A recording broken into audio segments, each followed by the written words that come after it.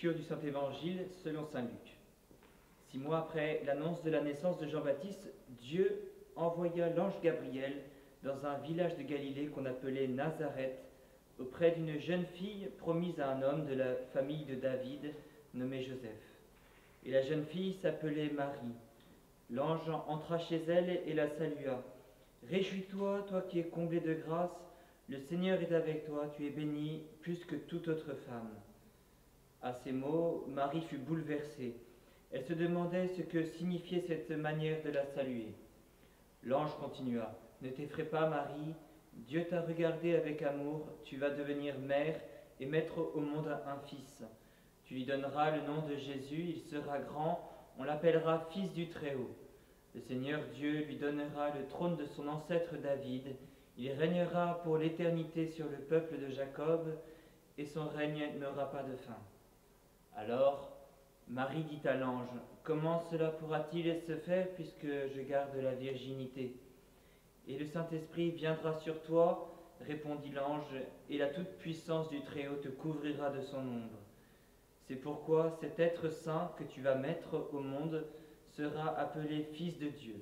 D'ailleurs, Élisabeth, ta cousine, pourtant bien vieille, attend un fils elle aussi, et malgré le surnom de stérile qu'on lui a donné, elle en est à son 6e mois, car Dieu peut faire tout ce qu'il dit. » Alors Marie prononça ces mots, « Je suis la servante du Seigneur, qu'il me soit fait selon ta parole. » Mes chers enfants, vous voyez, aujourd'hui je suis un peu démuni. C'est facile, ça dépend de notre caractère, mais c'est facile parfois d'essayer d'imiter notre Seigneur, surtout quand il pousse une colère. Mais là, vous voyez, je suis un peu embêté. Je dois d'un côté essayer d'imiter l'ange Gabriel qui arrive du ciel avec ses grandes ailes jusque dans la maison de Nazareth. Donc ça, je ne sais pas trop faire. Ou alors imiter Notre-Dame, je serais peut-être un peu ridicule avec un voile sur la tête pour essayer de représenter l'humilité et la simplicité de Notre-Dame. Alors aujourd'hui, je ne vais pas vous faire de grandes scènes, mais peut-être que je vais essayer de vous dire un secret. Ou plutôt vous dire que l'Annonciation, c'est un peu une fête du secret. Parce que dans l'Annonciation, vous savez, c'est à partir de ce moment-là où Jésus descend, non pas directement sur la terre, mais d'abord dans un petit cocon, dans un petit œuf, dans un petit endroit où il sera soigné, où il va rester en secret dans le cœur même de Marie. Vous voyez, notre Seigneur, avant d'être dans ses bras, sera dans son sein. Et il ne va vivre que dans le secret de l'amour de Marie. Son cœur, le cœur du petit enfant Jésus, que nous connaissons grâce à la crèche, et nous fêtons le 25 décembre, eh bien, cette belle joie de sa nativité, eh bien, en fait, tout commence déjà le 25 mars. Et Jésus est déjà présent, mais il n'est présent que pour Marie. Et Marie se garde un peu cet enfant Jésus pour elle.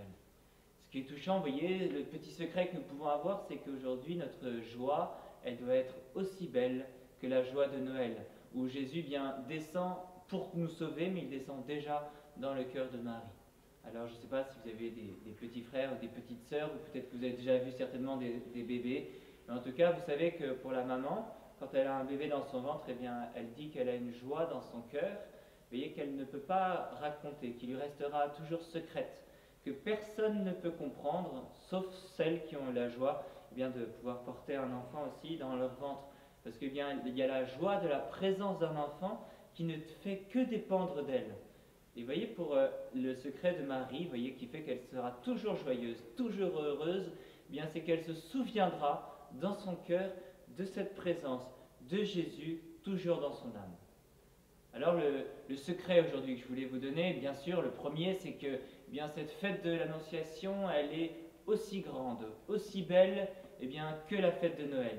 Mais c'est une fête dans le secret des cœurs. Et puis le deuxième secret aussi, c'est peut-être d'essayer de vous dire que, vous voyez, comme Notre-Dame, on dit que Notre-Dame, vous savez, était en train de prier quand l'ange Gabriel descendit pour la voir, pour lui dire « Je vous salue Marie hein, », comme on le voit dans cette statue. Eh bien, cette Notre-Dame qui était en train de prier, son secret aussi de sa joie, la joie de Marie, eh bien, c'est qu'elle n'attend cette joie que du ciel. C'est un ange qui vient lui déposer dans son cœur un si beau trésor qui est la présence de Jésus. Un autre secret aussi que je peux vous dire, mes bien chers enfants, c'est que vous êtes tous baptisés, vous avez pour la plupart fait votre première communion, et donc du coup la joie de Marie, vous voyez, d'avoir l'enfant Jésus dans son cœur, eh bien vous aussi vous pouvez l'avoir, parce que eh bien Dieu, par la grâce sanctifiante, vient aussi habiter dans mon âme. Vous voyez, il vient habiter mon âme. Et donc du coup on doit avoir la joie de la présence de Dieu dans notre cœur. Oui, dans votre prière, eh bien, rappelez-vous qu'il y a un petit enfant aussi, qui n'est pas aussi grand, aussi beau peut-être que cet enfant Jésus, qui ne sera pas aussi solennel que Jésus sur la croix, ou en train de prêcher à tous ses enfants, mais peut-être ce petit enfant que Notre-Dame avait dans son cœur et qui la rendait si heureuse pendant tout ce temps secret où elle le portait pendant toute sa grossesse. Vous voyez, presque personne ne le savait. Saint Joseph, Sainte Élisabeth, Saint Jean-Baptiste avait peut-être ressenti la présence de Jésus, mais personne ne le savait. Eh bien, vous, dans le secret de votre cœur, il y a cette joie, normalement, de Dieu qui vient l'habiter. Alors, peut-être dans votre prière aujourd'hui, eh bien, vous allez essayer de réfléchir, de vous recueillir et de penser à Dieu qui vient réchauffer ce cœur, qui nous montre ce saint ici, Saint Jean-Eudes, qui vient montrer son cœur à Notre-Dame. Eh bien, elle vient nous apprendre à recueillir, à accueillir la joie de la présence de ce tout petit être. Vous savez, au début de notre vie, on est tout petit, tout grand comme ça, parce que justement, eh bien, c'est tout le début de cette vie. Eh bien, la vie de Dieu en nous, elle commence de manière toute grande, et puis ça va grandir, ça va grandir, ça va grandir, ça va prendre de plus en plus de place dans notre vie, et cette joie, elle va finir par rayonner partout, partout dans le monde.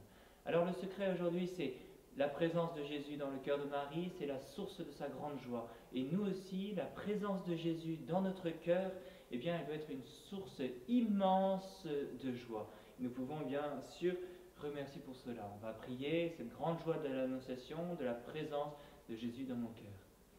Et donc le secret qu'il faut retenir, c'est qu'il n'y a qu'une seule joie, elle vient du ciel, et cette joie, c'est d'être aimé de Dieu. Notre-Dame de Fatima, priez pour notre école, Saint Joseph, protégez nos familles.